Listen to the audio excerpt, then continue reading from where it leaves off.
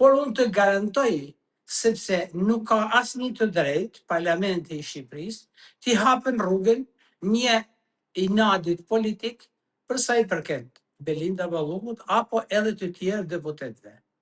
Nuk them që nuk ka pas dhe nuk ka për të pas historina, qoftë me vjedhje, qoftë me shpërdorim të tyre, me të gjitha format. Po do të gjejnë mekanizmin, pa aftësia e prokurorit, të çon në këto probleme. Tani, themi ne që ai ka për të kërku për sa i marrë lejen e heqjes imunitetit. Nuk ka për ta marrë as edhe një herë. Është e pamundur që pra në qoftë se gabon një prokuror, por nuk do të gabojnë edhe 140 deputet të tjerë. Pra, këtu është pikpyetja e madhe ose handeku ligjor që këta nuk e kuptojnë se çfarë bëjnë. Ai e ka fare mirë prokurori, heton çështjen, arrin në konkluzionet e tij, e denon dhe menjëherë e arreston.